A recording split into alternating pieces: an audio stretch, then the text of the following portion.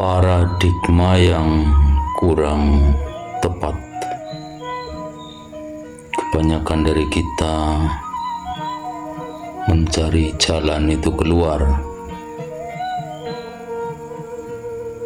Jadi sebenarnya mencari jalan itu adalah ke dalam, bukannya keluar. Yaitu jalan apa saja. Jalan permasalahan, jalan yang kita belum tahu. Itu mencari jalannya ke dalam, bukan keluar. Ke dalam mana? Yaitu ke dalam diri kita. Jadi sebetulnya penjajahan yang paling mencengkram kita sekarang ini adalah paradigma, sistem kepercayaan kita. Yuk, kalau saya tanya sekarang, suka sholat kalian? Suka? Itu sholatmu diterima gak sama Allah apa tidak? Jawab dong, diterima apa tidak? Belum tahu. Berarti kita masih dijajah oleh keraguan kita sendiri. Itu namanya judi. Judi itu bukan main kartu, bukan sabung ayam. Itu tidak terlalu bahaya kalau bagi saya. Yang paling berbahaya dari judi itu adalah membiarkan masa depan kita dalam ketidakpastian. Saya tanya, nanti kalian kalau mati, selamat apa celaka? Gimana Allah? Itu sholatmu diterima apa tidak oleh Allah? Gimana Allah? Hajimu mabrur atau mabur? Gimana Allah? Semua gimana Allah? Harusnya pastikan oleh dirimu sendiri. Sholat itu kata Allah, aqimis sholat, inna sholat tanha anil fahsya wal munkar. Sholat itu kau lakukan, kalau engkau melakukannya benar, kamu akan terbebas dari perbuatan keji dan munkar. Sholat bukan tujuan. Sholat itu adalah alat untuk mencapai tujuan. Apa tujuan sholat?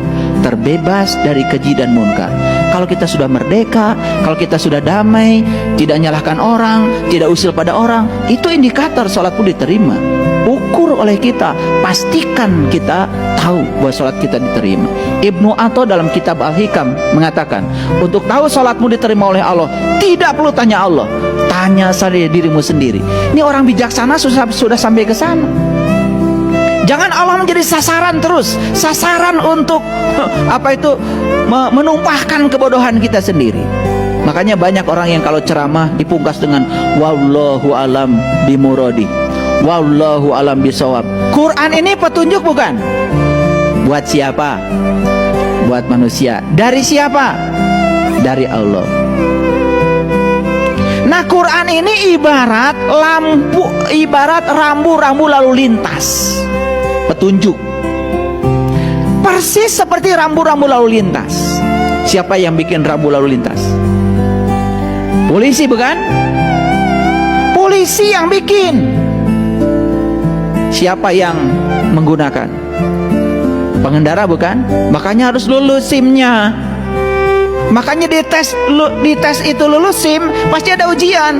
Rambu ini maksudnya apa? Rambu ini maksudnya apa? Rambu ini maksudnya apa? Makanya yang lulus tes SIM-nya nyogok, pasti ditilang.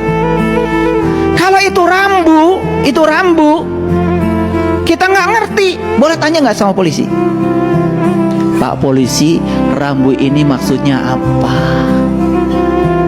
Kok tanya saya? Kan Bapak yang bikin. Loh, kok kamu tanya? Biar saya ngerti, supaya saya tidak salah jalan. Baik, kata polisi. Apa jawaban polisi? Hanya polisi yang tahu.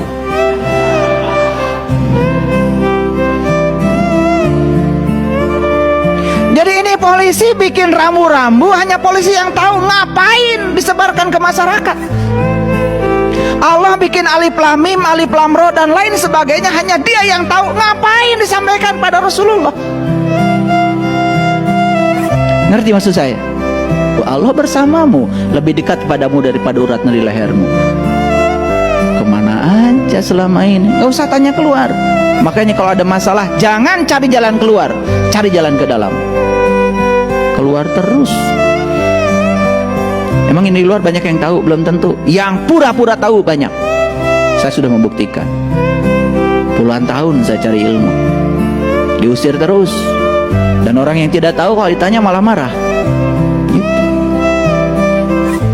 Jadi alif lam mim artinya apa? Alif lam ra,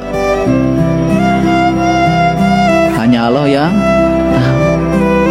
Nerima kalian? Wah, kemarin nerima. Setelah dijelaskan begini baru mikir, oh iya ya, kalau hanya Allah yang tahu ngapain difirmankan ke kita? Bukankah itu petunjuk buat kita? Betul nggak? Ini saya cuma mengajarkan kritis saja. Karena ciri manusia abad 21 itu 5. 1 kritis, 2 kreatif, 3 kolaboratif, yang 4 komunikatif, yang kelima compassion. Cinta kasihnya besar.